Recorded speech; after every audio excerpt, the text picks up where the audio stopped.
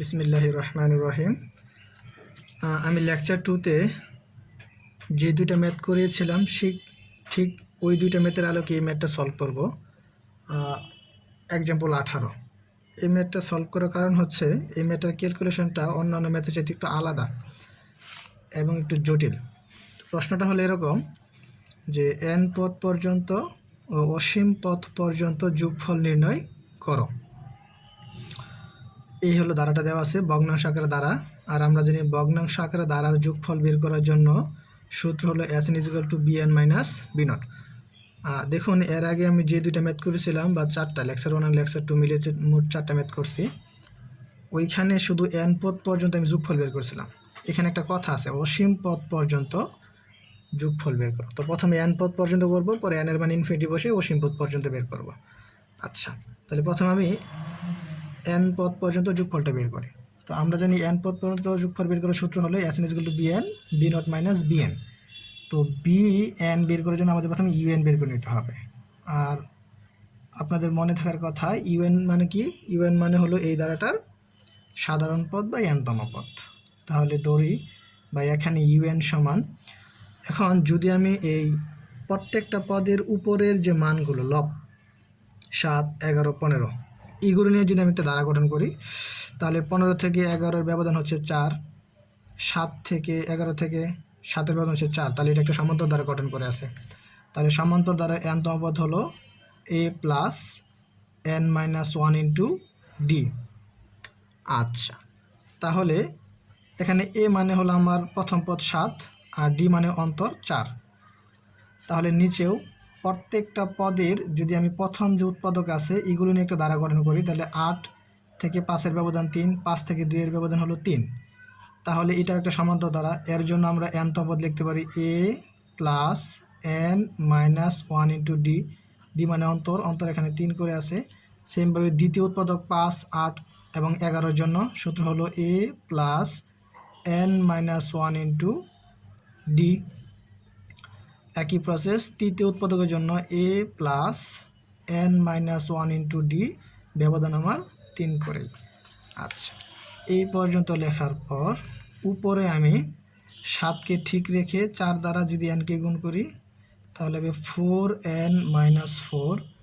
নিচে কত হচ্ছে 2কে ঠিক রেখে দিলাম, 3 দ্বারা nকে গুণ করলে হবে 3n - 3। এখানে হবে 5 + 3n - 3। এখানে হবে 11 + 3n - 3। আচ্ছা, তো উপরে আমার কি থাকলো 7 থেকে 4 চলে গেলে হবে 3, 4n - 3। নিচে থাকতেছে আমার 3n - 1। এখানে থাকছে হচ্ছে 3n + 2। এখানে থাকবে আমার 3n + 8। 11 থেকে 3 চলে গেলে 8। আচ্ছা, আমি একটা কথা বলছিলাম যে যদি ভগ্নাংশ আকারে ধারা থাকে সেক্ষেত্রে আমাদের কাজগুলো হলো যে উপরে যে লবটা থাকবে সেই উপরের লবটাকে নিচের যে উৎপাদকগুলো থাকবে সেই উৎপাদকগুলোর মাঝখানে যেটা সবচেয়ে ছোট তার সমতুল্য করা। সমতুল্য করলে ওটার সাথে ওটা কেটে দেওয়া। তো এখন আমার ঠিক উদ্দেশ্যটা হবে এই উপরে যেটা আছে এই উপরেরটাকে ভেঙে নিচেটার মতো বানানো। তবে এখানে একটু যদি আমরা খেয়াল করি নিচের উৎপাদকগুলো একটা ধারাবাহিকতায় আছে কিনা এটাকে খেয়াল করতে হবে। যেমন যদি আমি কল্পনা করি এই উৎপাদক থেকে এই উৎপাদকের ব্যবধান কত, +2 থেকে -1 চলে গেলে 3 হবে। কিন্তু এখানে 3n + 2 এর পরে 3 ব্যবধান নিলে 3n + 5 হওয়ার কথা, কিন্তু আছে কত 8। তাহলে এখানে একটু ঝামেলা। এই ধারাবাহিকতা মেনটেন করার জন্য আমাকে এখানে আরও একটা এক্সট্রা কাজ করে নিতে হবে। সেটা হলো এই 4n - 3 এখানে একটা এক্সট্রা 3n + 5 উপরে গুণ করে দেব, নিচেও গুণ করে দেব। 3n - 1, 3n + 2, 3n প্লাস এই যে 5 যেটা আমি উপরে গুণ করছিলাম এটা নিচে দিয়ে দিলাম। আর 3n + 8 আগে থেকে ছিল। কেন করলাম? কারণ নিচের প্রত্যেকটা উৎপাদকের মাঝখানে একটা সম্পর্ক থাকতে হবে, ধারাবাহিকতা থাকতে হবে। এই ধারাবাহিকতা বজায় রাখার জন্য যেহেতু এগুলো সমান্তর দ্বারা, সমান্তর দ্বারার প্রত্যেকটা এই পদের আমরা জানি অন্তরফলগুলো কেমন হয়, সমান হয়ে থাকে পরপর দুইটা পদের। আচ্ছা, তাহলে এই পর্যন্ত আসার পরে এখন আমার উদ্দেশ্য হবে যে এই উপরে যে লবের যেগুলো আছে এই লবের উৎপাদকগুলো নিচের উৎপাদকগুলোর যেটা সবচেয়ে ছোট সেটার মতো বানানো। এই ক্যালকুলেশনটা খুবই জটিল, বইয়ের মধ্যে খুব শর্ট করে দেওয়া। তো এটা খুব বড় হবে, এটার জন্য আমি এটা একটু ভিন্নভাবে করবো। আগেই বলছিলাম এই লবটাকে এখানে নিয়ে এসে আলাদা কাজ করে নেব, কারণ এটা অনেক বড় হবে তো লবের ক্যালকুলেশন, সেজন্য এখন লব পরে এখানে আবার বসাই দেবো আমি। ধরেন এটাকে আমি 1 নং দিলাম, সমস্যা নেই। এখানে লব 4n minus 3 into 3n plus 5 সমান, আগে বলে নিই আমার উদ্দেশ্য কি, এগুলোকে ভেঙে ঠিক এটার মতো বানানো, মানে ছোটো যেটা উৎপাদক সেটার মতো বানানো। যদি আমি এটাকে ভেঙে এটার মতো বানাতে চাই তাহলে কেমন করবো আমি একটু খেয়াল করেন। এটা যা আছে আমি সেটা লিখে নিলাম এখানে 3n মাইনাস 1 ইচ্ছা করে, যেহেতু এটা বানাবো। এখন উপরে আমার ছিল হচ্ছে 4n মাইনাস 3, 4n ছিল, এর সাথে 4 গুণ ছিল, আমি দিছি 3। তাহলে যদি আমি এখানে 3 দ্বারা ভাগ করে দিই এটাকে, তাহলে আর উপরে 4 দিয়ে দিলাম, কি হলো তাহলে 4/3 দ্বারা আমি যদি 3nকে গুণ করি কি হবে, 3 3 কাটা যাবে, 4 এর সাথে n থাকবে, 4n হয়ে গেল। কিন্তু এখানে ছিল আমার -3, আবার এখানে আমার কি হবে, এই যে -1 আছে না, 4/3 দ্বারা -1কে গুণ করলে তো -4/3, এটা তো এখানে ছিল না, এটা বেশি লিখে ফেলছি। তাই এটা কাটার জন্য এখানে 4/3 দ্বারা আবার যোগ করে দিতে হবে। তাহলে এখন কি হলো, এটার সাথে এটা গুণ করলে 4n হলো, আবার এটার সাথে এটা গুণ করলে -4/3, যেটা এখানে ছিল না, এটা বেশি হয়ে গেছে, সেই জন্য এটা কাটার জন্য +4/3 দিছি। কিন্তু এখন তো -3 ছিল, এটা লিখতে হবে না, এই -3টা আমি এখানে বসিয়ে দিলাম। ঠিক আছে, সেকেন্ড ব্র্যাকেট দ্বারা আবদ্ধ করে দিলাম। খুবই কিন্তু জটিল একটা লাইন। কীভাবে করছি, এই 4n মাইনাস 3কে ভেঙে 3n মাইনাস 1 করার জন্য আমি এই 3n মাইনাস 1টাই লিখে ফেলছি। তারপরে n এর সহগ 4 মেলানোর জন্য আমি 4/3 দ্বারা এটাকে গুণ করছি। 4/3 দ্বারা এটাকে গুণ করলে দেখা যাচ্ছে কি -4/3 এক্সট্রা এসে পড়ে, এটাকে কাটার জন্য +4/3 দিছি। এখন এখানে আমার এই -3টা আগে থেকে ছিল, সেই জন্য এটাকে আবার এখানে বসাই দিয়েছে, যাবে বসে সেভাবে। আর এর সাথে তো আগে থেকে 3n প্লাস 5টা ছিল। বই খুব শর্ট করে দেওয়া, কিন্তু আমি বিস্তারিতভাবে করে দিচ্ছি, একটু বড় হবে অঙ্কটা, হ্যাঁ, কিন্তু করতে হবে, খুবই ইম্পর্টেন্ট একটা ম্যাথ। জাতীয় বিশ্ববিদ্যালয় বলেন, নিবন্ধন বলেন, ঢাকা বিশ্ববিদ্যালয় 7 কলেজ বলেন, প্রত্যেকটা কলেজের জন্য খুবই important.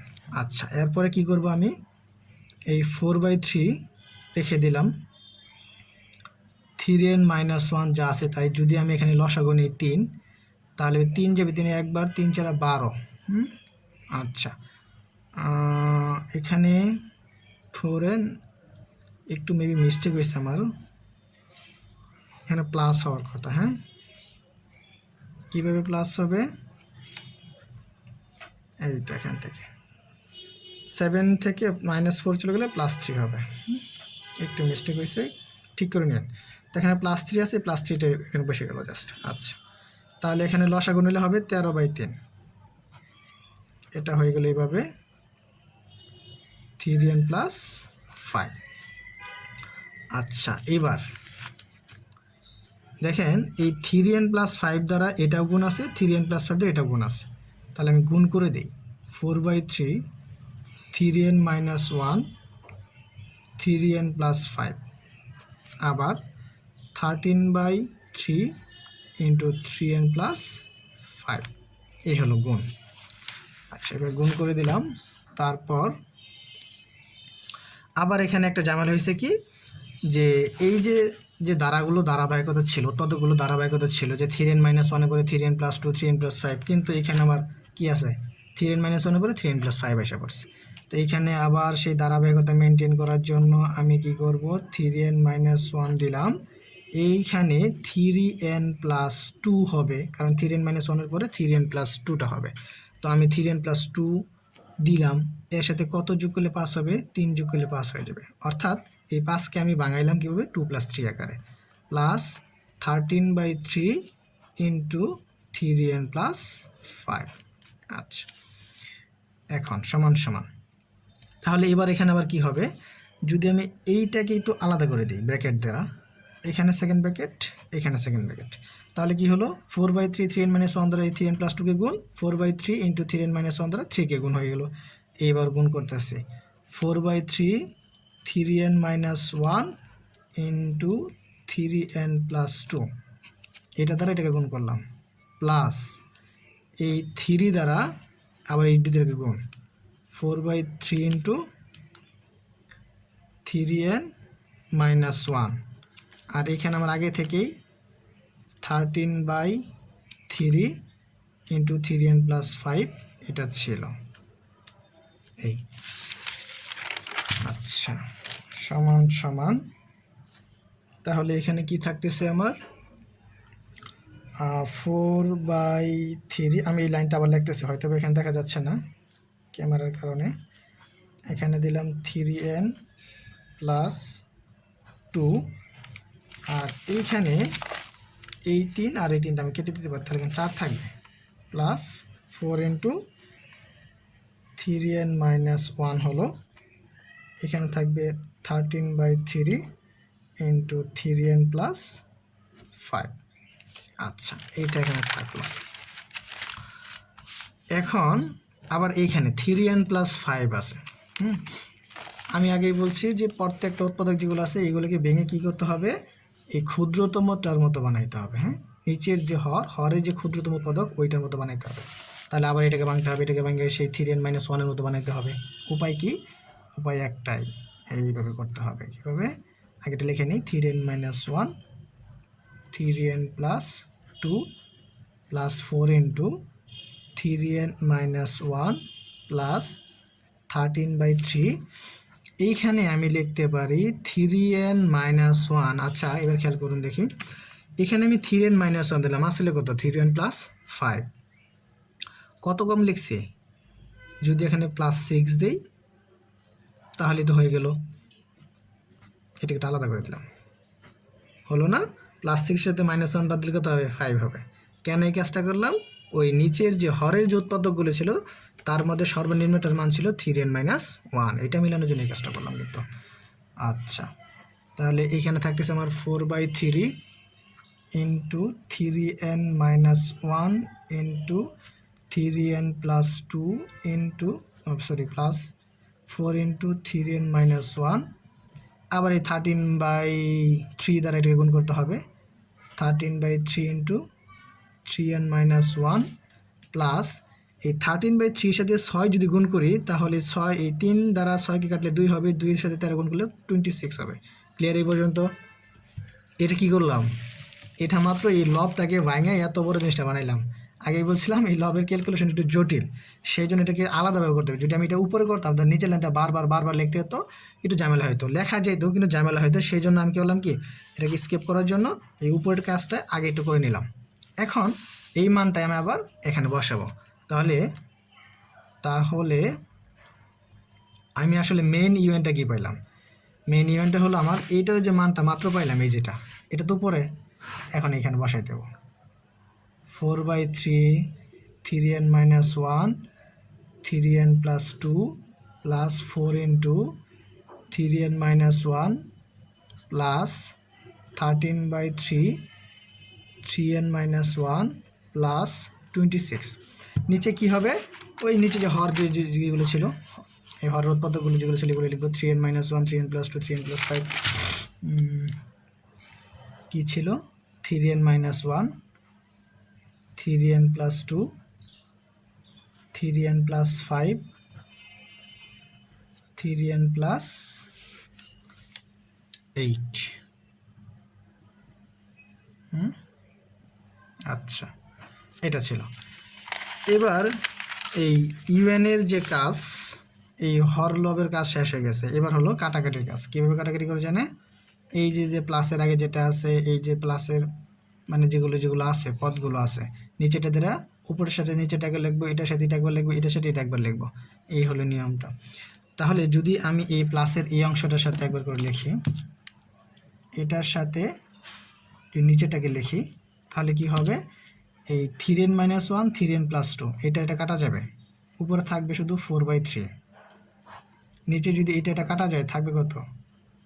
3n plus 5 3n plus 8। Same process, এবার মাঝখানে যেটা আছে, মাঝখানে 4 ইন্টু 3n-1, এটার সাথে যদি আমি এটাকে আলাদা করে রাখতাম তাহলে 3n-1 দ্বারা 3n-1 কাটা যেত। উপর থাকতো আমার 4, নিচে থাকবে এই তিনটা কি 3n+2, 3n+5, 3n+8, ঠিক আছে কিনা? প্লাস আবার যদি এই পদের সাথে এই পদটা আলাদা করে লিখতাম তাহলে কি হতো, এই 3n-1 সাথে 3n-1টা কাটা যেত। তাহলে 3n-1 3 কাটা গেলে কি থাকবে এখানে 13/3 থাকবে। এটা কই লিখবো, নিচে লিখি 13/3 থাকলো, পরে নিচে থাকবে হচ্ছে এই তিনটা 3n+2, 3n+5, 3n+8 প্লাস দ্বারা এই 26 আবার এই নিচেরটা 26 ডিভাইডেড বাই এই চারটা লিখতে হবে আবার 3n-1, 3n+2, 3n+5, 3n+8। অনেক স্টুডেন্ট এই ম্যাথটা স্কিপ করার চেষ্টা করে, কিন্তু স্কিপ করার কোনো সুযোগ নাই। এটা খুবই ইম্পর্টেন্ট একটা ম্যাথ, কিন্তু কষ্ট হলেও 2-3 বার করে হলেও এটা কি আয়ত্তে আনতে হবে, কারণ এটা পরীক্ষায় আসার মতো একটা ম্যাথ। আচ্ছা, এখন এইখানে আমি কি করতে পারি, আবার সমান সমান 4/3 যা আছে তাই রেখে দিলাম, এটা যা আছে তাই হবে 3n+5 ইন্টু 3n+8 প্লাস, আচ্ছা দেখুন এখানে 3n+2, 3n+5, 3n+8 আছে, আবার এখানেও কি আছে 3n+2, 3n+5, 3n+8 আছে। তো আমি ইচ্ছা করলে 1/, এগুলো যদি কমন নিতাম, যেমন এই দেখুন আমি যদি লিখে ফেলি এখানে 3n+2, 3n+5, 3n+8, এই অংশটা এখানে আছে না, সেজন্য আমি 1/, এটা কমন নিয়ে নিলাম। তো কমন নিলে এখানে থাকে কি, আসলে এখানে থাকে হলো আমার 4, আর এখানে থাকবে হচ্ছে প্লাস 13/3, এই অংশটা থাকবে না, মানে এই দুইটা পদ থেকে যদি আমি 1/, এটা কমন নিয়ে নিই তাহলে এখানে থাকবে 4, এখানে থাকবে হচ্ছে 13/3, আর এখানে প্লাস 26 দ্বারা তো এটাই থাকবে, প্লাস 26-এর সাথে 3n-1, 3n+2, 3n+5, 3n+8, এই ম্যাথ যা আছে তাই থাকবে। আচ্ছা, এরপরের লাইন আবার সেমি লিখবে, শুধু এটার কাজ করব। আসলে এটার কাজ করলে 3 লসাগু যাবে, 3 4 12 আর 13 25 হবে। এখানে পরের লাইন হবে 25/3, 25/3 লিখে আবার এই লাইনটা আমাকে লিখতে হবে।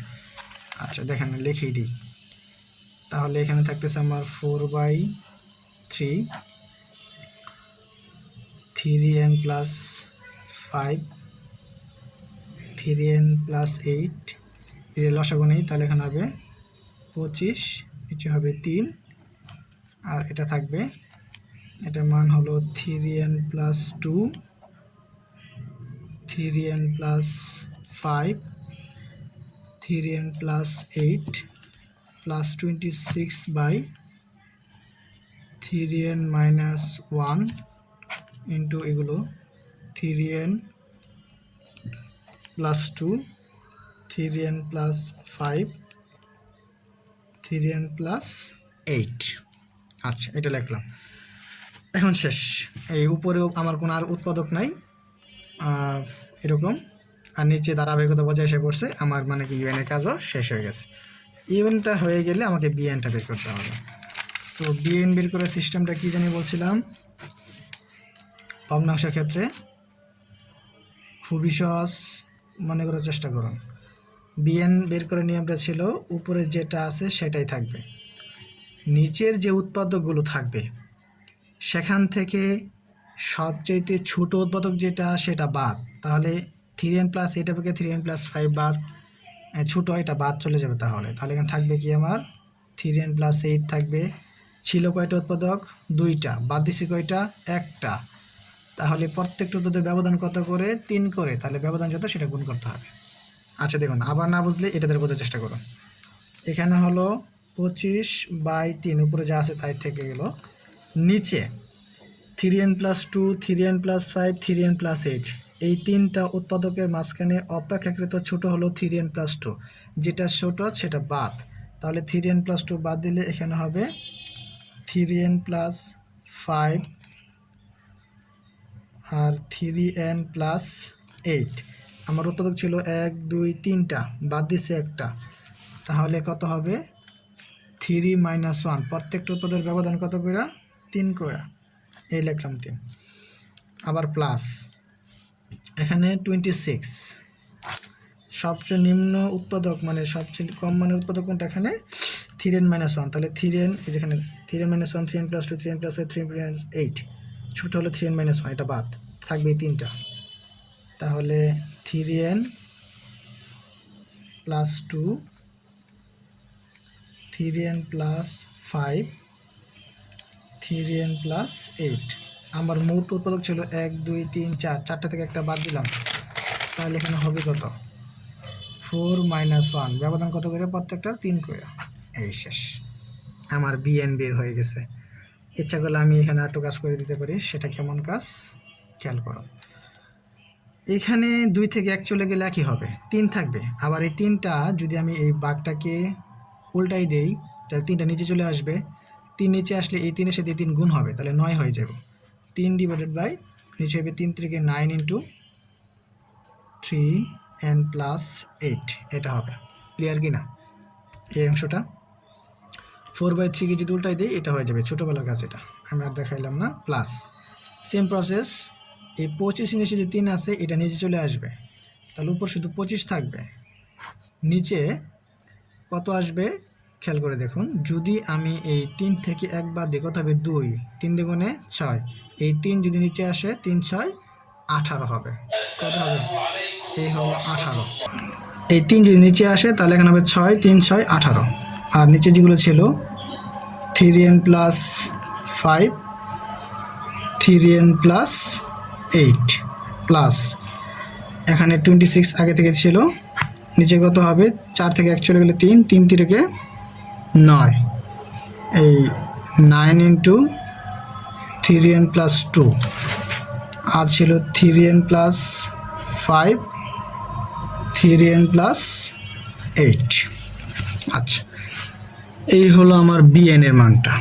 তো bn বের করার পরে আমাদের কাজ হলো b0 বের করা। তাহলে b0 বের করবে কিভাবে? n = 0 হলে